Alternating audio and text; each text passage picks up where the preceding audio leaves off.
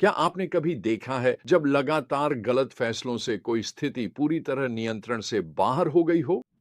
आज की कहानी दिखाती है कि कैसे खराब नेतृत्व के फैसले विनाशकारी श्रृंखला प्रतिक्रिया को जन्म दे सकते हैं, जो केवल कुछ लोगों को नहीं बल्कि पूरे देश को प्रभावित कर सकती है।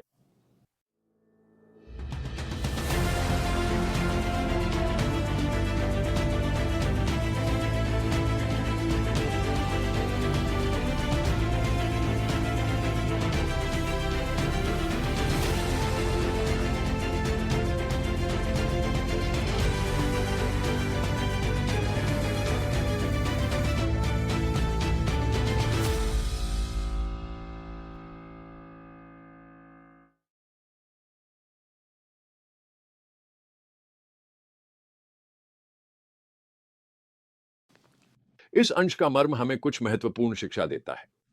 नेतृत्व के फैसलों के आध्यात्मिक परिणाम होते हैं जो पीढ़ियों पर असर डाल सकते हैं। जब नेता बुद्धिमत्ता के बजाय घमंड और ईश्वरीय सिद्धांतों के बजाय राजनीतिक सुविधा चुनते हैं, परिणाम विनाशकारी होते हैं।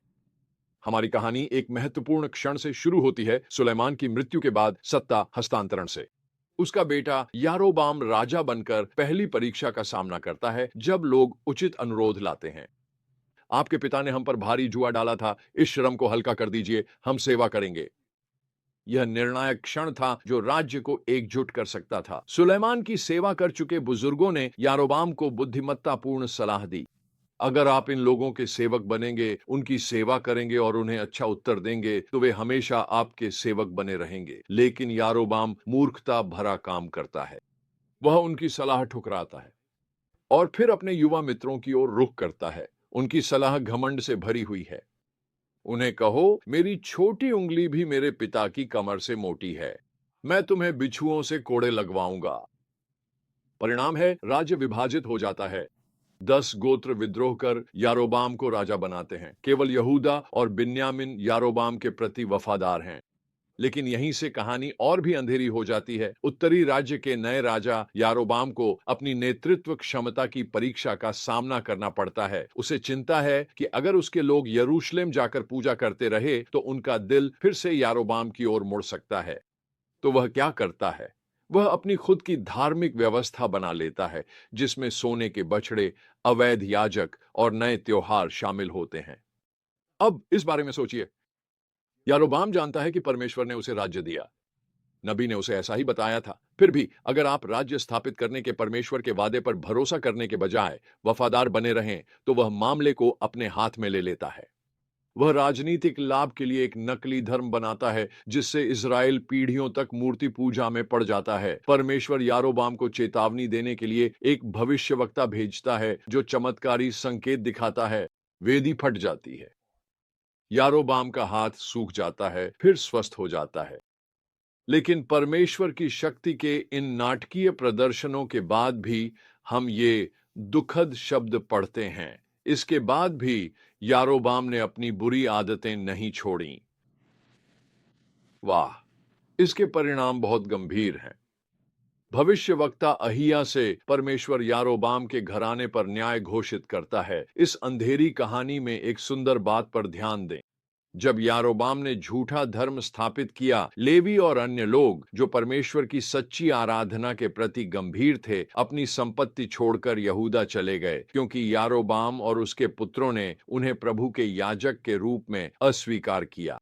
तो हम इन सत्यों को आज कैसे लागू करें? सबसे पहले हमें यह समझना चाहिए कि नेतृत्व के निर्णयों के आध्यात्मिक परिणाम होते हैं। चाहे आप परिवार, व्यवसाय या मंत्रालय का नेतृत्व कर रहे हों, आपके चुनाव लोगों को परमेश्वर के करीब लाएंगे या दूर कर देंगे। दूसरा, हमें बुद्धिमान सलाह को महत्व देना और उसकी तलाश करनी चाहिए, खासकर अनुभवी और आध्यात्मिक परिपक्व लोगों से। तीसरा, हमें कभी भी व्यावहारिक लाभ के लिए अपनी आध्यात्मिक ईमानदारी से समझौता नहीं करना चाहिए। अल्पकालिक लाभ कभी भी दीर्घकालिक हानि से अधिक नहीं होते।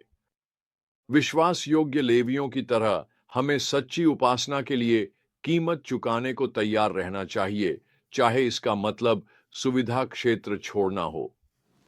याद रखिए, परमेश्वर का कार्य परमेश्वर के तरीके से ही होना चाहिए।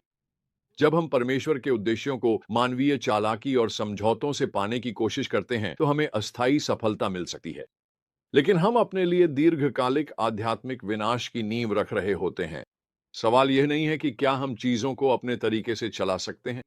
मुद्दा यह है कि क्या हम परमेश्वर पर भरोसा कर उसके तरीके से काम करने को तैयार हैं। सच्चा आध्यात्मिक नेतृत्व नियंत्रण बनाए रखने या मजबूत दिखने के लिए नहीं, ये ईमानदारी बनाए रखने और परमेश्वर के सिद्धांतों के प्रति विश्वास योग्य रहने के बारे में है, चाहे इसकी कीमत चुकानी पड़े। जैसा कि हम इज़राइल के इतिहास में देखेंगे, जब यारोबाम ने आत्मिक प्रामाणिकता के बजाय राजनीतिक सुविधा को प्राथमिकता दी, तो उसने एक ऐसी परंपरा शुरू कर दी जो उत्तरी राज्य को उसकी अंतिम विनाश तक परेशान करती रही।